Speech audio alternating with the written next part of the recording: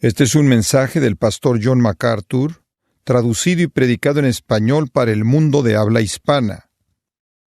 Para nuestro estudio en esta mañana, quiero invitarlo a que me acompañe a Efesios capítulo 6. Estamos viendo los versículos 13 al 17 en el tema de la armadura del creyente. Me gustaría leer los versículos 13 al 17 para entrar a nuestra lección el día de hoy. Por tanto, tomad toda la armadura de Dios, para que podáis resistir en el día malo, y habiendo acabado todo, estar firmes. Estad pues firmes, ceñidos vuestros lomos con la verdad, y vestidos con la coraza de justicia, y calzados los pies con el apresto del evangelio de la paz. Sobre todo, tomad el escudo de la fe, con que podáis apagar todos los dardos de fuego del maligno. Y tomad el yelmo de la salvación, y la espada del Espíritu, que es la palabra de Dios.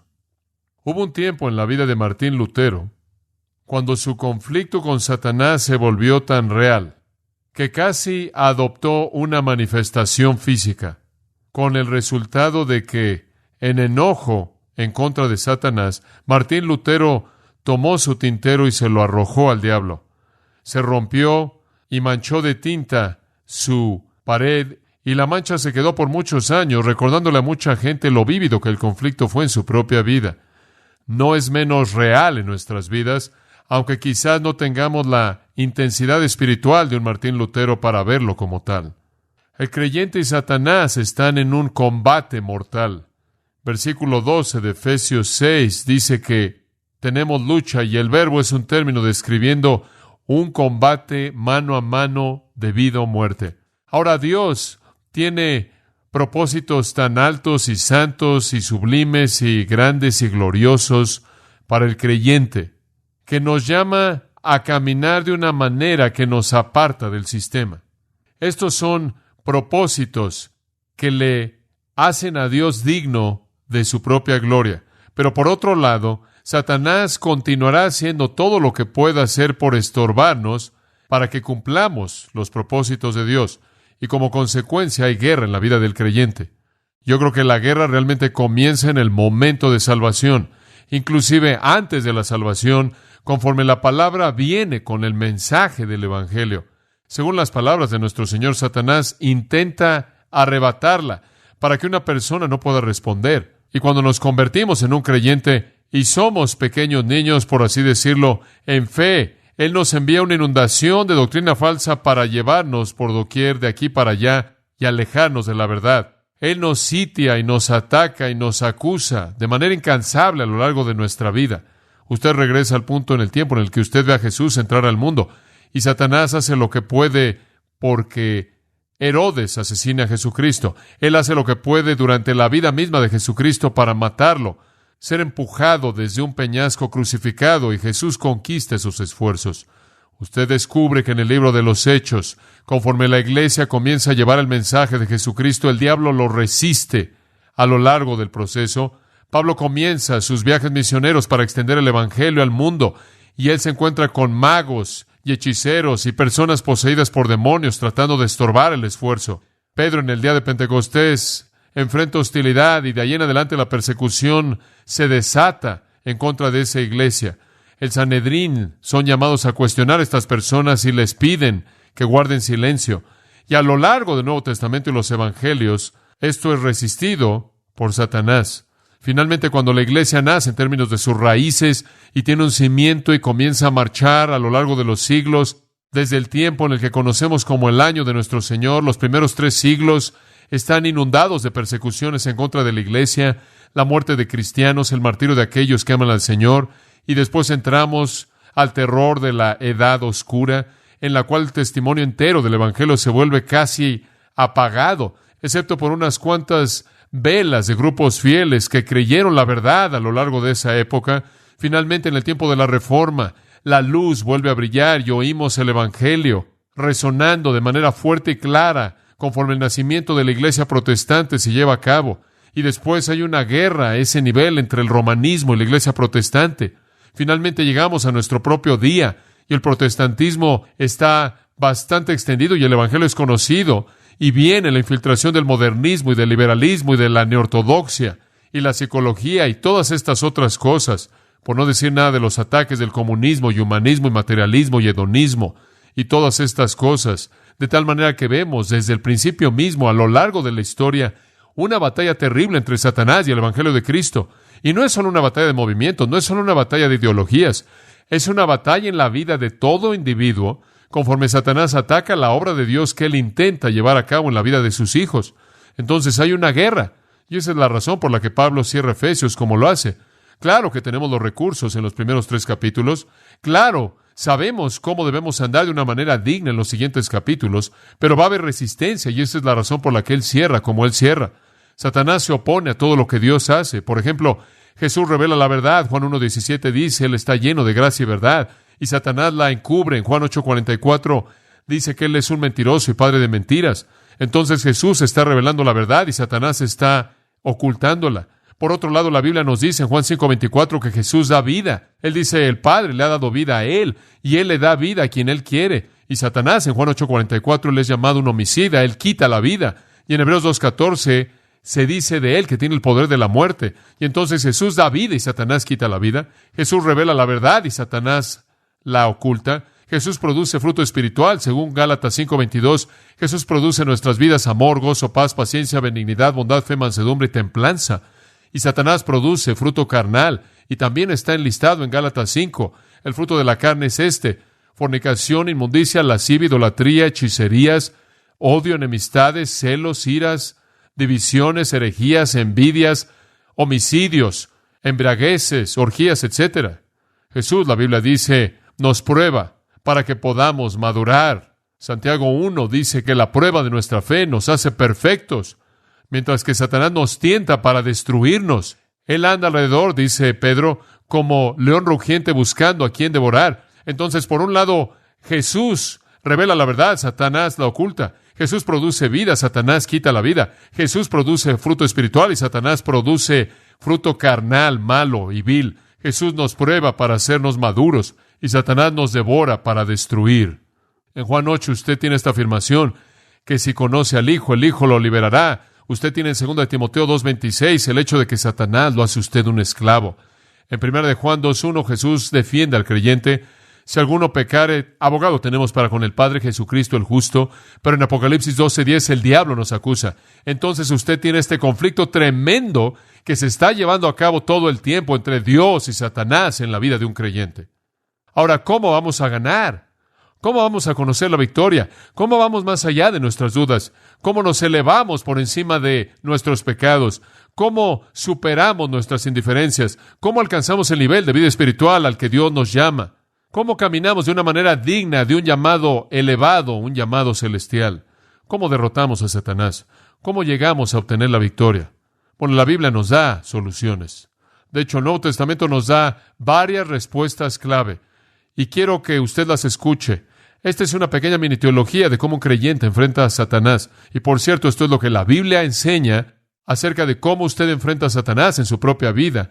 Y hasta ahí llega. Hay gente en la actualidad que quiere promover exorcismos y ciertos rituales y tienen ciertas fórmulas para enfrentar a Satanás, pero esto es lo que las Escrituras dicen. Le voy a dar unos 5 o 6 principios y vamos a verlos rápidamente. Le voy a dar una pequeña secuencia. Número 1, en primer lugar, para conocer la victoria sobre Satanás, debemos reconocer que Cristo ya ha derrotado a Satanás. Ya le ha dado un golpe que ha derrotado a Satanás. Reconozca que Cristo ya lo ha derrotado. En 1 de Juan 3:8 dice que Jesús vino a destruir las obras del diablo. En Hebreos 2:14 dice que Él vino a destruir a aquel que tenía el poder de la muerte, a quien todos nosotros estábamos sujetos a esclavitud. Entonces sepan esto, amados, que el Señor ya ha dado un golpe de derrota. La segunda cosa, el Nuevo Testamento dice, reconozca que el poder que le dio ese golpe reside en usted. El poder que derrotó a Satanás está morando en usted. En 1 de Juan 4, dice en el versículo 4, mayor es el que está en vosotros que el que está en el mundo. Cuando un creyente es salvo, él recibe el Espíritu de Dios. Implantado en él está el poder que derrotó a Satanás. El recurso La reserva está ahí. Tercera cosa. Primera de Pedro 5, versículos 8 y 9, dicen esto. Sed sobrios. Eso significa conozca sus prioridades. Esté comprometido. Velad. Esto es, esté atento. Porque vuestro adversario, el diablo, como león rugiente, anda alrededor mirando a quién devorar. Al cual resistid firmes en la fe. Ahora observe. Principio número 1. Reconozca que Cristo ya le ha dado un golpe de derrota a Satanás. Principio número 2. Reconozca que Satanás, ese poder que derrotó a Satanás, mora en usted por el Espíritu de Dios. Ese es su recurso, el de usted. Número 3. Resista a Satanás. Resístalo. Y puede hacerlo porque usted tiene ese poder disponible. Ahora dice usted, bueno, John, ¿cómo es que lo resistes? Como Pedro dice.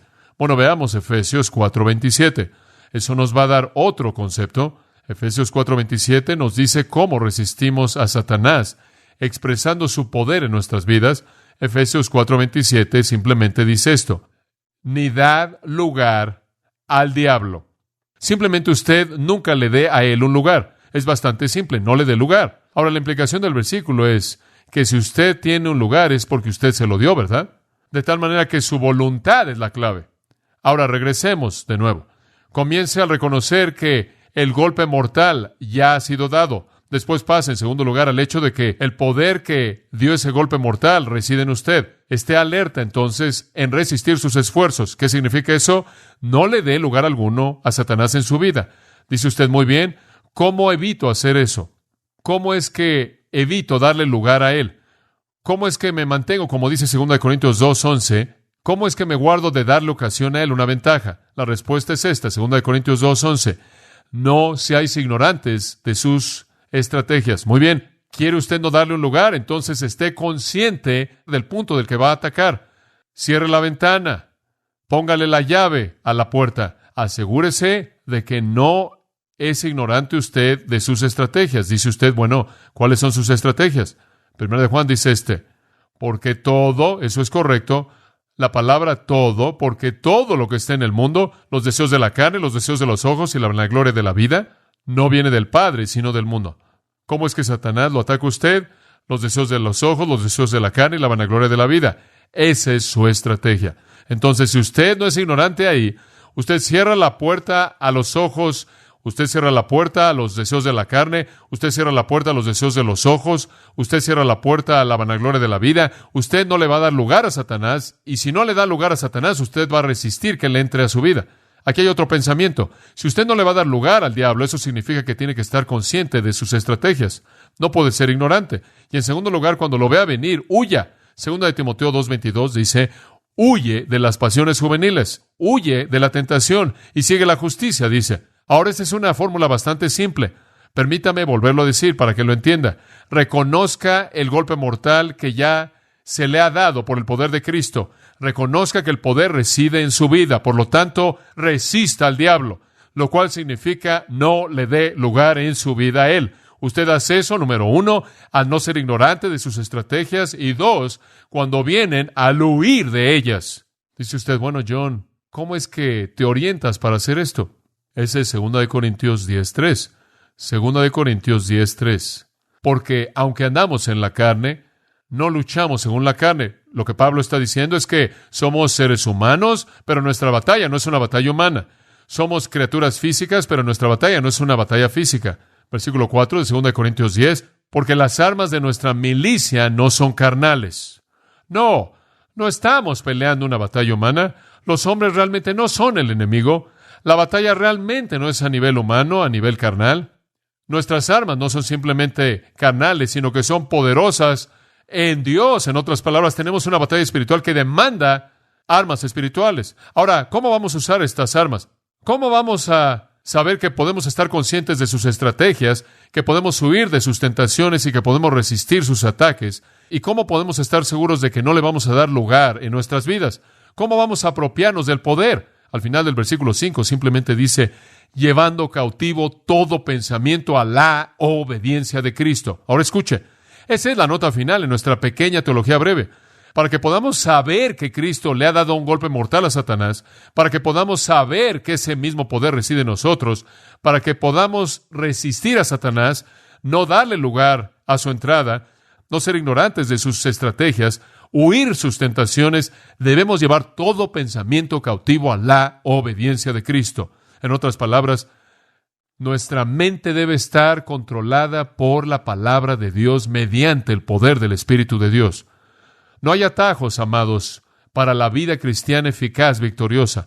Si usted va a vivir una vida cristiana victoriosa, significa que debe tener una mente entregada a la palabra de Dios para que sus pensamientos y sus sentimientos estén controlados por esa misma verdad. Ahora esa es la fórmula del Nuevo Testamento en un marco teológico simplemente tomado de varios pasajes. Pero permítame dar un paso más hacia adelante. Todo eso está resumido de manera hermosa y maravillosa en un pasaje. Está enfrente de usted y es Efesios capítulo 6, versículos 13 al 17. Todos esos principios que le acabo de dar, de una u otra manera, están latentes en este pasaje.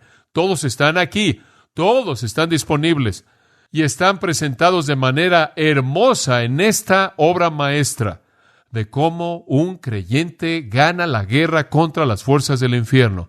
Y recuerden, amados, hay una guerra real y hay una victoria real disponible a nivel diario. Ahora, ¿qué armadura ya hemos examinado? Observa el versículo 14.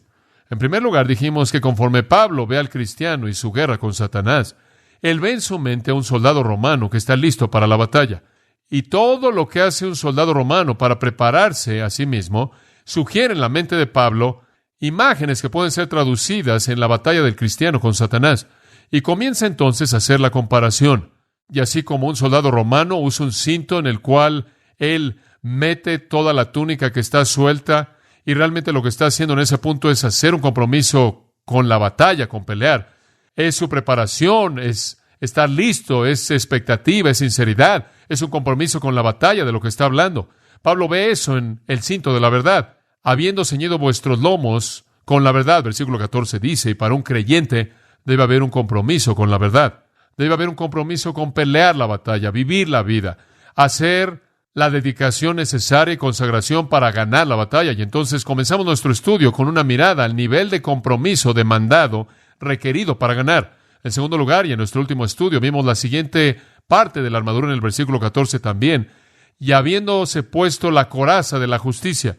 Y explicamos que un soldado romano se colocaba una coraza en el pecho para cubrir sus áreas vitales. Y no quería que lo golpearan ahí porque era fatal. Y habían dos áreas que él estaba protegiendo: el área del corazón y el resto, conocido como las entrañas en la terminología hebrea. Y los hebreos veían el corazón como indicativo de la mente primordialmente y las entrañas indicativo de los sentimientos.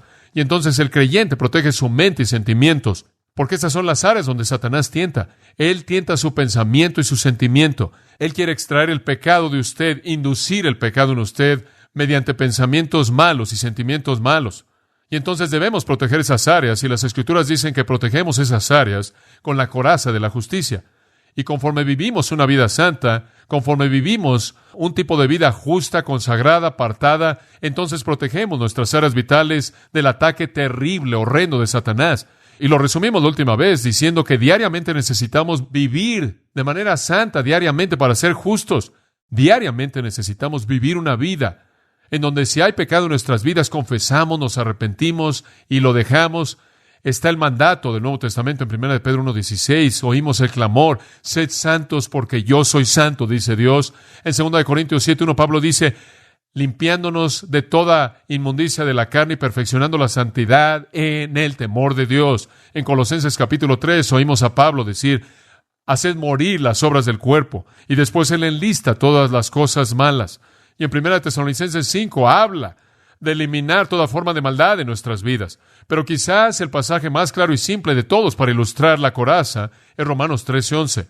Ahí en el versículo 14 Pablo dice esto: conociendo el tiempo, que es el tiempo de despertarnos del sueño, porque ahora nuestra salvación está más cerca que cuando creímos. En otras palabras, nos estamos acercando a la venida de Cristo. La noche está avanzada y se acerca el día. Esto es el amanecer del gran día del Señor. Desechemos, pues, las obras de las tinieblas y vistámonos la armadura de la luz. Eso es exactamente lo que él está diciendo en Efesios. Desháganse de la oscuridad y vístanse de la armadura de la luz. Y luz significa santidad, pureza, y la oscuridad significa maldad.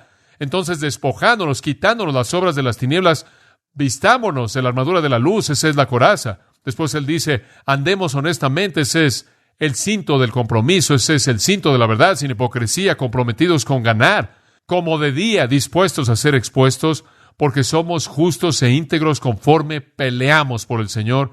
Desechemos, no en glotonerías y borracheras, inmoralidad, lo cual significa vivir sin vergüenza, no en contiendas y envidias, sino vestidos del Señor Jesucristo y no proveáis para los deseos de la carne. Entonces, él realmente está diciendo lo mismo en Efesios acerca de la coraza de justicia. Desháganse de la basura, la oscuridad, la maldad y vivan en una relación santa y justa con el Señor. Eso no significa que usted va a ser perfecto. Estamos esforzándonos por serlo. Fracasamos, pero cuando pecamos, debemos estar confesando y arrepintiéndonos de ese pecado. Y después, en tercer lugar, y para esta mañana, quiero que vea los pies calzados con el Evangelio de la paz. Esto es tremendo. ¡Oh, qué gran concepto tan maravilloso es este! Versículo 15. Y calzados vuestros pies con el apresto del Evangelio de la paz. Ahora él viene al calzado de los soldados. El calzado se ha convertido en una parte importante de nuestra cultura. Originalmente el calzado era usado para proteger los pies, ahora se han convertido en un artículo de moda. Francamente, no necesitamos tanta protección para nuestros pies. Nuestros autos no tienen alfombra, nuestras calles tienen buen pavimento, nuestras iglesias tienen alfombra y nuestras oficinas tienen alfombra y los lugares que no tienen alfombra tienen pisos bastante limpios. En la mayoría de los casos, no estamos caminando sobre piedras o en lodo o pisando polvo o tratando de pasar en medio de arbustos con espinas y demás. Realmente hemos pavimentado y alfombrado nuestro mundo y los zapatos primordialmente se han convertido en un artículo de moda.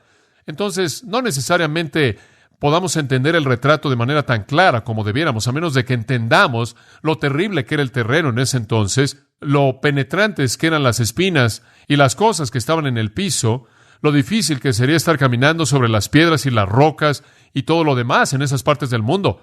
Quizás podríamos tener una pequeña idea si viéramos en la actualidad una necesidad especial para los zapatos, si estuviéramos escalando o cruzando el desierto, caminando en pavimento caliente o lo que sea. Y esta es la razón por la que en esos días se usaba el calzado.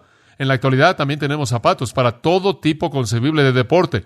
Y siempre me parece sorprendente ver cómo todo sirve una función. Si usted está participando en un deporte sobre concreto, tiene cierto tipo de calzado.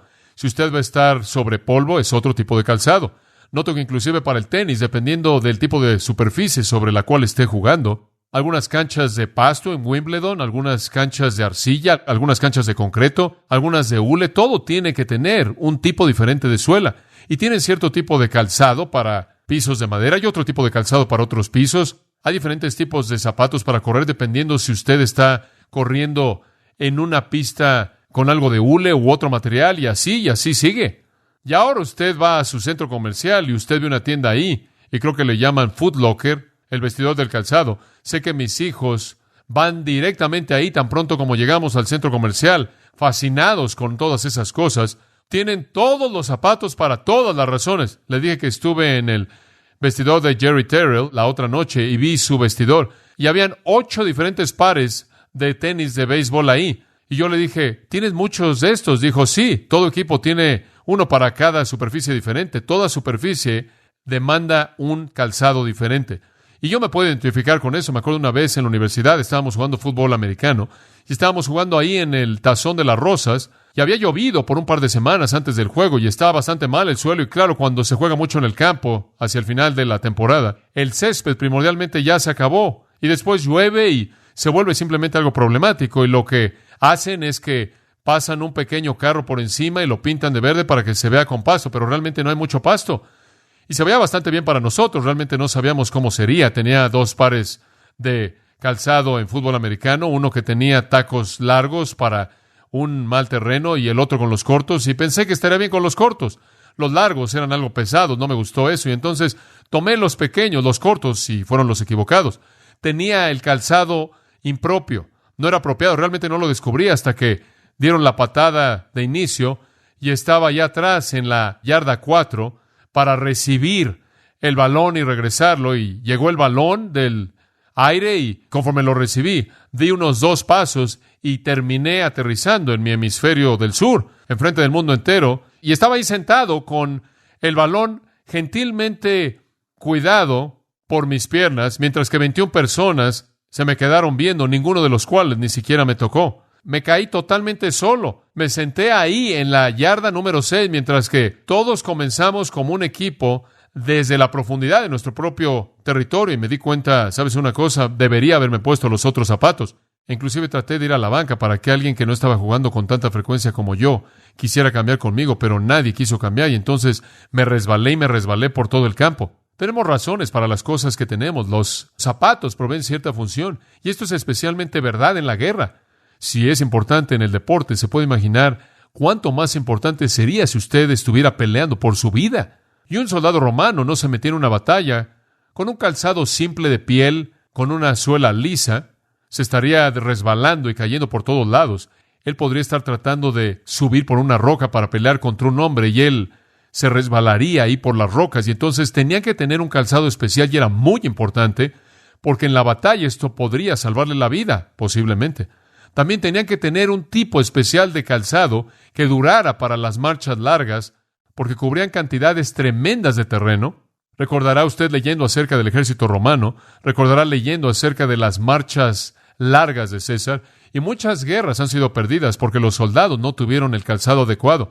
Inclusive usted lee acerca del tiempo de la guerra de la Revolución norteamericana, estadounidense, cuando usted ve a los soldados bajo el general Washington con su calzado siendo envuelto porque ya no podían tener calzado, estaban tan desgastados.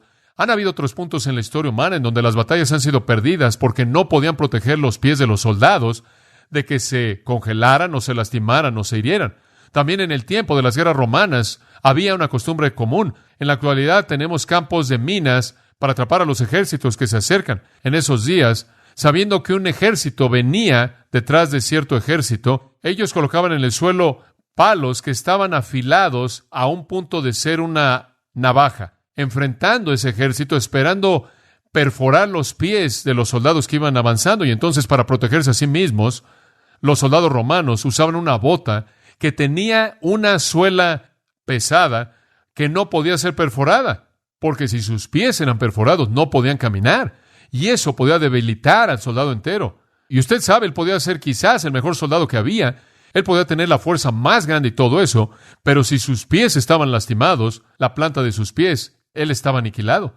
Es sorprendente. Usted puede lastimarse su brazo, sus manos, sus codos, sus hombros, y todavía puede seguirse moviendo y funcionar, pero si usted se lastima sus pies, realmente usted está debilitado.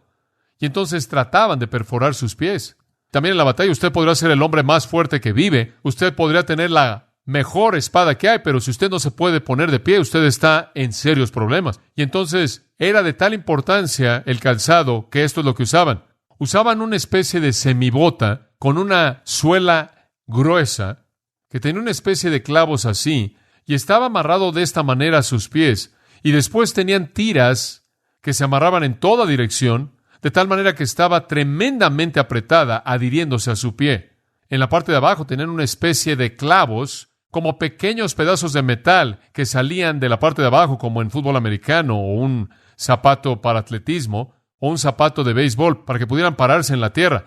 Esto les daba firmeza para que pudieran estar de pie en la batalla. Y esto es lo que Pablo ve. Él ve a este soldado romano de pie, y sus pies están firmes, y él puede permanecer de pie firme y hacer movimientos rápidos y mantener sus pies en su lugar. Él no se resbala, él no se cae. Ahora él dice, el cristiano necesita también tener calzado.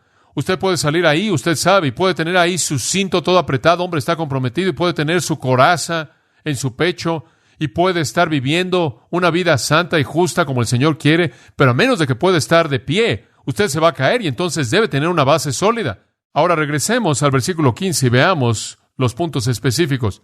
Y calzados los pies con el apresto del evangelio de la paz. Sus pies deben estar calzados con el apresto, y la palabra apresto aquí no necesita confundirlo.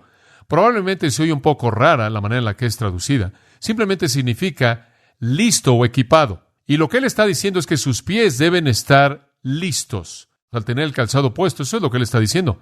Deben estar equipados, deben estar preparados. Esa es la idea. De hecho, en Tito 3:1, el mismo término, apresto preparación, es traducido listos. Entonces, es la idea de estar listo, de estar preparado, de estar equipado.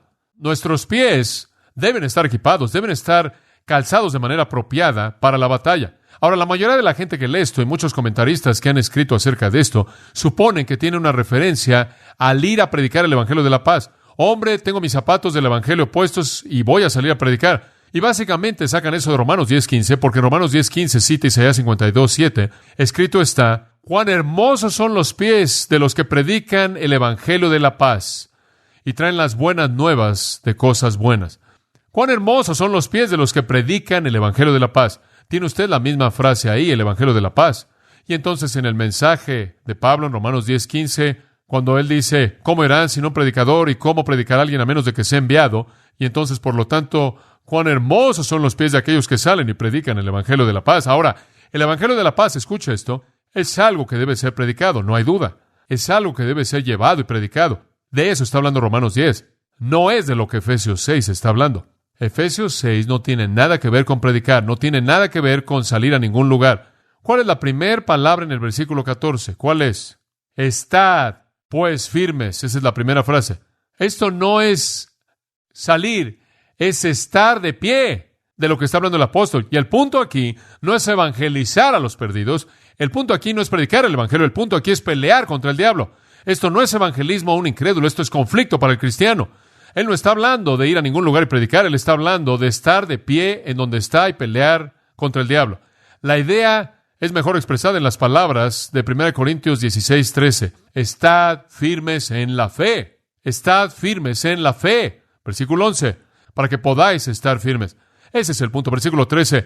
Para que podáis resistir y habiendo todo, estad firmes. Todo tiene que ver con estar firme, estar de pie, no ir, salir, moverse. Entonces, esa no es la interpretación apropiada. Claro que el Evangelio de la paz puede ser predicado. Debe ser predicado. Y son hermosos los pies de aquellos que salen y lo predican. Pero ese no es el punto aquí. Esto no es evangelismo. Este es el creyente en conflicto con Satanás. Y él está diciendo, debido a que nuestros pies tienen puestos o están calzados con las buenas nuevas de la paz, estamos de pie, no nos deslizamos, no nos resbalamos, no nos caemos cuando estamos bajo ataque. Ahora veamos la frase, el Evangelio de la paz. Bueno, ¿qué es eso? ¿Qué es? Bueno, el Evangelio significa ¿qué? Buenas noticias. ¿Y paz significa qué? Paz. Son las buenas noticias de paz. ¿Y cuáles son las buenas noticias de paz? Romanos capítulo 5. Pase ahí porque es un pasaje muy importante. Romanos capítulo 5. Estas son las buenas noticias de la paz. Quiero que observe el versículo 6. Romanos 5:6. Ahora, aquí está el retrato básico del hombre. Porque cuando éramos débiles, muy bien, el hombre es débil. Él es débil. Versículo 7. Porque apenas uno moriría por un hombre justo, lo cual significa que por un hombre injusto nadie jamás moriría. Entonces la implicación está en el versículo 6, somos débiles. En el versículo 7, somos injustos. En el versículo 8, porque siendo aún pecadores, Cristo murió por nosotros, entonces somos pecadores. Versículo 9, mucho más entonces, siendo justificados por su sangre, seremos salvos de la ira. Eso indica que éramos no justificados, no salvos y los objetos de la ira de Dios. Ahora, allá hay una definición del hombre. Versículo 6, débil. Versículo 7, injusto. Versículo 8, pecaminoso. Versículo 9, no justificado, no salvo y un objeto de ira. Resumiéndolo todo, ese tipo de hombre, versículo 10, si cuando éramos enemigos, ese es el resumen. Usted toma un hombre quien es débil, injusto, pecaminoso, no salvo. ¿Y qué es lo que usted tiene? Un enemigo de Dios, quien es el objeto del juicio de Dios. El Dios y el hombre, escuche esto, están en dos lados diferentes. Nunca permita que alguien lo convenza de que Dios es el Padre de todo mundo, que Dios ama y tolera a todo mundo y que todo mundo está en la familia de Dios. Leímos al principio de nuestro servicio Nahum capítulo 1 que dice, Dios no va a absolver al impío, Dios es un Dios de venganza y un Dios de justicia, y si un hombre y una mujer son enemigos de Dios, van a sentir el juicio de Dios. ¿Pero qué hizo Dios para cambiar esto? Versículo 6 de nuevo, cuando éramos débiles, a su debido tiempo Cristo murió. Versículo 7, éramos injustos, y apenas por un hombre justo alguien moriría. Quizás por un hombre bueno alguien se atrevería a morir. Mas Dios muestra su amor para con nosotros en que, siendo pecadores, Cristo murió por nosotros. Dios dice, son enemigos, pero voy a tratar de remediar esto en la muerte de Cristo. Y somos entonces justificados, versículo 9, por su sangre, somos salvos de la ira mediante Él. Cuando éramos enemigos, fuimos reconciliados con Dios por la muerte de su Hijo. ¿Lo ve? Ahora, entonces escúcheme. ¿Qué es el Evangelio? El Evangelio es que el hombre estaba en guerra con Dios, pero Cristo hizo la paz, ¿verdad? Cristo hizo la paz. Ese es el Evangelio de la paz. Ahora regresa al versículo 1 del capítulo 5 de Romanos. Por tanto, habiendo sido justificados por la fe debido a lo que Cristo ha hecho, tenemos paz para con Dios por medio de nuestro Señor Jesucristo. Ese es el Evangelio.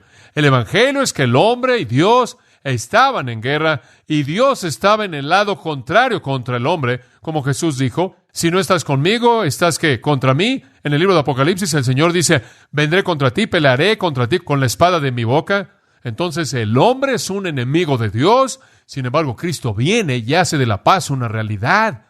Esas son las buenas noticias. Las buenas noticias es que usted está en paz con Dios. Dios y usted ya no están en lados opuestos. Ustedes están en el mismo lado, ¿verdad? Dios está de mi lado. Ese es el Evangelio de la paz. Hemos sido reconciliados. 2 Corintios 5:19 dice que Él nos ha reconciliado. Colosenses, pasaje tremendo. Capítulo 1, versículo 20. Y habiendo hecho la paz por medio de la sangre de su cruz, por Él para reconciliar todas las cosas consigo mismo, y a vosotros, que antes estaban separados y eran enemigos en su mente mediante obras impías, ahora Él os ha reconciliado. ¿Se da cuenta? El Evangelio es que somos uno con Dios. Él está de nuestro lado. Ahora, ¿sabe lo que eso significa? Eso significa que un cristiano que está firme dice, mira, Satanás, vienes en contra de mí con todo lo que quieras. Yo tengo calzados, zapatos que me anclan al suelo inamovible porque Dios está de mi lado. ¿Se da cuenta? Eso es lo que nos ayuda a estar firmes. Si yo tuviera que estar firme ahí y pelear contra los ejércitos del infierno por mí mismo, en mi propia fortaleza, perdería. Ilustración, Pedro en el huerto, Juan 18. Él está ahí de pie con los discípulos, mientras que los soldados vienen a capturar a Cristo. Y probablemente hay 500 de ellos que vienen marchando desde la fortaleza Antonia y tienen antorchas para alumbrar la noche para que puedan encontrar a Jesús. Y él supone que va a estar escondiéndose en una cueva en algún lugar y entran marchando a ese huerto. Y tienen armas, tienen ahí palos para golpearlo, para que se someta, listos para pelear contra sus discípulos. Y Jesús da un paso hacia adelante y se encuentra con ellos y les dice, ¿a quién buscáis? Y ellos responden a Jesús de Nazaret y se caen de espaldas como dominós que están ahí acostados en el polvo. Los 500, por lo menos, los que hubieran estado ahí, cayeron como dominós, están ahí y se levantan. Y él dijo, ¿a quién buscan? De nuevo, y ellos dicen, a Jesús de Nazaret. Se habían caído en el suelo. Pedro está pensando, sin duda alguna, consigo mismo, hombre, qué poder, simplemente es un hombre, y el ejército romano entero se colapsa. Y a él se le ocurre una idea. Si es así de poderoso, no hay sentido alguno en el que seamos capturados, ¿verdad? Entonces la Biblia dice que él tomó su espada y él le corta la oreja al siervo del sumo sacerdote. Él no está tratando de quitarle la oreja a Malco. Estoy convencido que él iba por su cabeza y Malco se agachó. Sé eso es todo. Malco tuvo una buena reacción. No habría servido de nada cortarle una oreja, pero eso no fue la historia entera. La historia es que él va a pelear contra el ejército romano entero. Dice usted, bueno, ¿de dónde obtiene él ese tipo de fortaleza? ¿Qué le dio esa confianza? Él acababa de ver al ejército entero cayendo en el suelo simplemente al oír el nombre de Jesús y él está pensando, hombre, si yo me voy a meter en problemas, solo voy a decir, atácalos, Jesús, y se van a caer. Hay un sentido en él de invencibilidad, como puede ver. Él tiene un sentido de que nada jamás lo puede derrotar, porque él ha visto el poder ya desplegado. Y él toma la espada y él comienza a defender al Señor. Él sabía quién estaba de su lado, ¿se da cuenta? Él sabía quién estaba de su lado, y ahí es de donde vino el recurso. Pienso en la multitud de Madián, y la multitud de Madián viene a atacar a los hijos de Israel, y Dios se mueve en los corazones de Israel para pelear contra los madianitas, y entonces el pueblo en Israel decide hablarle al ejército y sacar a 32,000 soldados. Las tropas, usted sabe, van a ir y pelear contra los madianitas, y el Señor dice, mira, no necesito a 32,000 soldados para hacer esto. Desháganse de todo mundo que no esté tomando esto en serio. Y entonces va y le dice a Gedeón que use un pequeño sistema, y finalmente Gedeón lo hace y terminan con 300 hombres.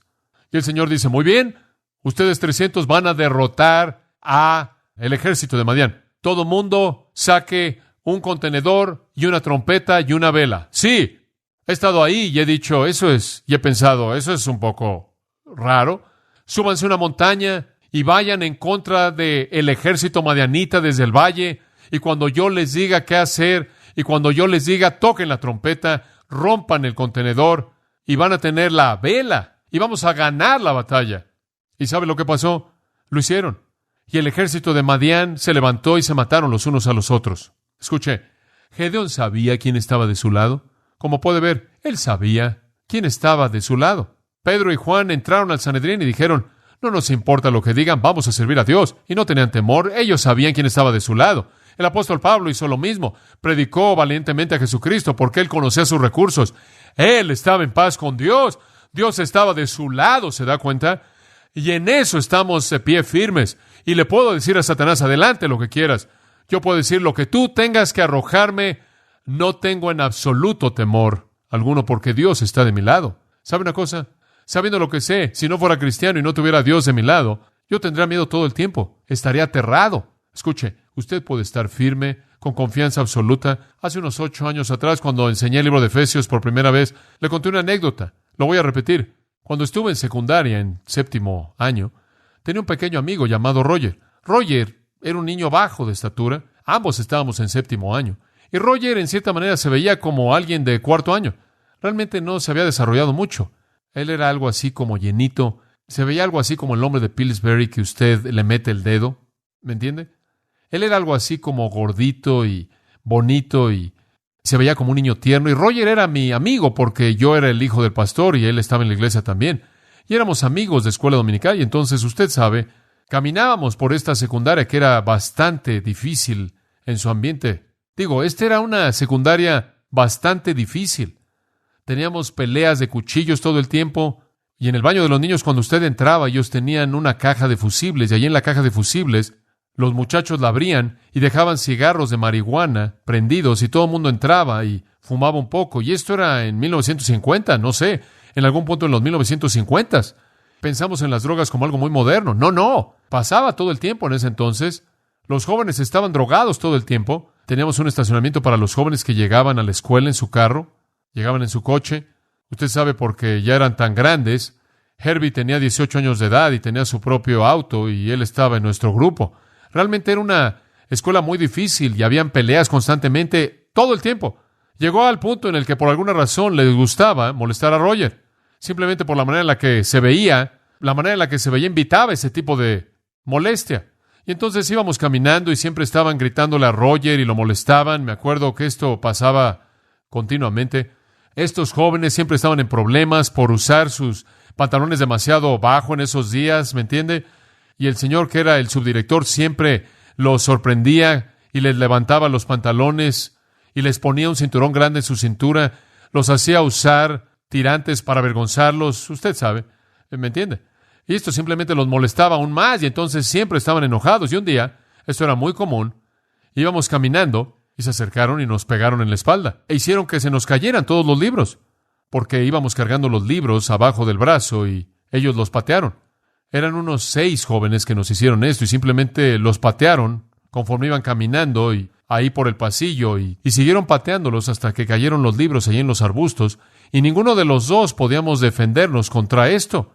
Y entonces, en cierta manera, levantamos, usted sabe, nuestros libros y tratamos de encontrar nuestros papeles. Un día estaba en el taller de carpintería y estaba lijando algo. Y estaba este joven que era el líder, que se llamaba Johnny, y tomó un pedazo de madera grande y lo aventó y me partió la cabeza.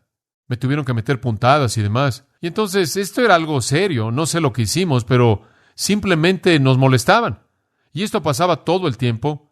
Este joven llamado Johnny era el líder. Bueno, un día estábamos en el vestidor y nos estábamos preparando para irnos después de la clase de educación física, y llegó el grupo, llegó la pandilla, y los chicos malos se cubrían la cabeza, se ponían un gorro, los llamábamos, los jóvenes duros, y vinieron y pensaron que sería muy chistoso, muy simpático, y entraron y nos empujaron, y nos caímos de la banca, nos pegamos con los lockers, con los vestidores en la parte de atrás de nuestra cabeza, como si fuera una especie de comedia. Simplemente, usted sabe, ¡pam!, hacia atrás. Alfonso y Gastón, usted sabe. Y ahí estábamos acostados sobre el suelo y Roger finalmente dice, eso es suficiente. Bueno, usted sabe, usted solo puede tolerar hasta cierto punto, ¿verdad? Bueno, yo le dije, bueno, ¿qué vas a hacer, Roger? Él dijo, bueno, voy a decirle a mi hermano. Yo le dije, bueno, eso es bueno, y el nombre de su hermano era Steve. Nunca lo olvidaré, la familia Williams. Steve jugaba en fútbol americano para la Universidad Estatal de Long Beach. Era el linebacker de en medio. Steve medía 1.90 y tenía cintura de 30 pulgadas. Nunca olvidaré a Steve porque me acuerdo la primera vez que lo oí dar su testimonio, él estaba manejando un camión de pan y chocó contra un muro de concreto a unos 50 kilómetros por hora y salió caminando. Ese es el tipo de hombre que era. Era un hombre tremendamente fuerte físicamente hablando. Pero bueno, Roger dijo que le iba a decir a su hermano y entonces dije, muy bien, Roger. Y entonces regresó al otro día y dijo, Steve va a venir a la escuela mañana y va a hacer algo. Entonces estos jóvenes tenían un área ahí junto al gimnasio en donde se habían acabado el pasto. Realmente llegaban todas las mañanas y fumaban y metían la marihuana y demás y estaban ahí, desgastaban el pasto y simplemente platicaban, unos 6 o algo así de ellos, y siempre estaban ahí. Entonces este día Steve estaba ahí, nada más que se quedó atrás de un edificio para que no lo pudieran ver.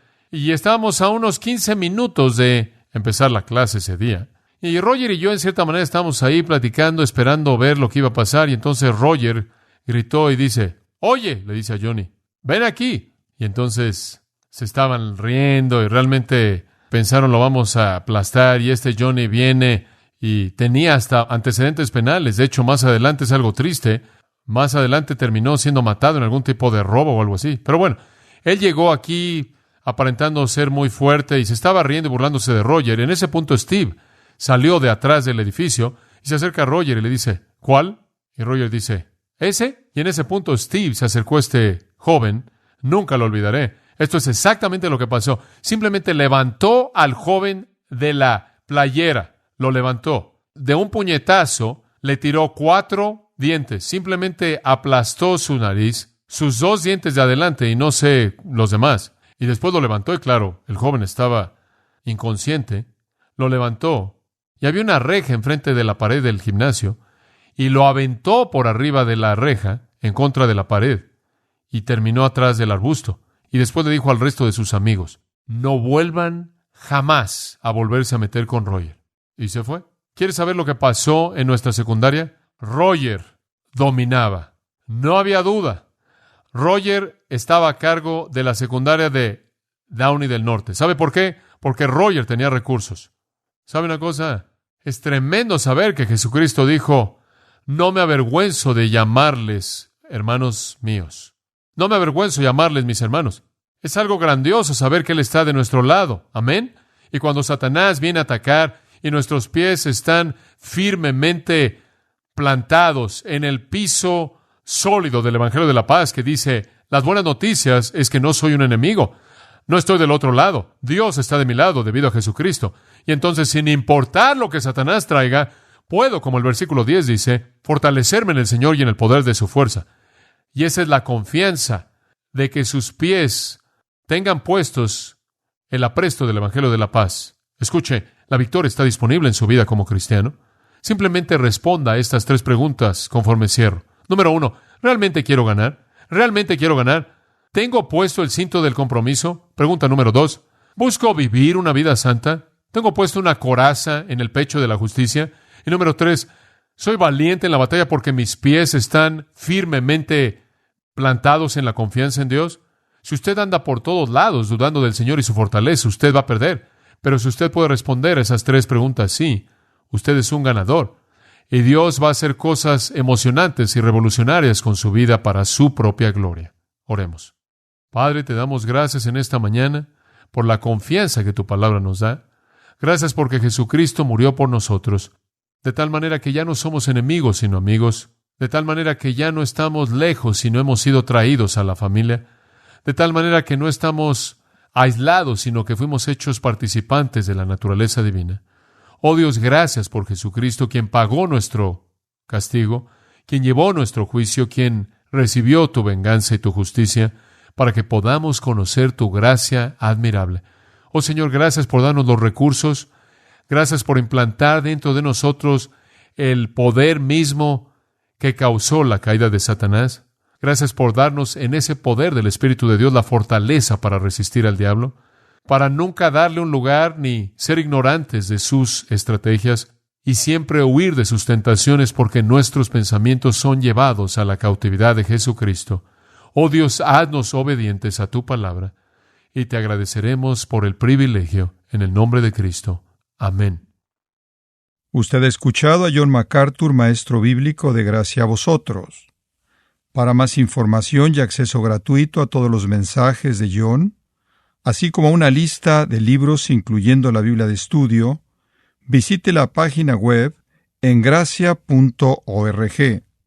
Gracia a Vosotros y el pastor John MacArthur se reservan toda protección y el derecho de autor bajo la ley que esté vigente. La información de derechos de autor está disponible en gracia.org, que incluye instrucciones para limitar la duplicación de este archivo digital.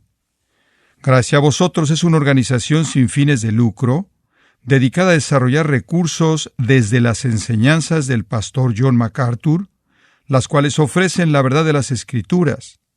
Por otra parte, estimado oyente, su apoyo en oración y sus donaciones al ministerio nos ayudan a lograr este propósito para equipar a miles de personas de habla hispana. Si desea hacer una donación u ofrenda, puede hacerlo utilizando su tarjeta Visa, Mastercard, Discovery o American Express. Si vive en Estados Unidos o Puerto Rico, puede llamarnos al 1-866-5-GRACIA. Esto es 1-866-547-2242, o desde cualquier otro lugar ingresando a nuestra página web en gracia.org. Y de antemano, gracias por su apoyo.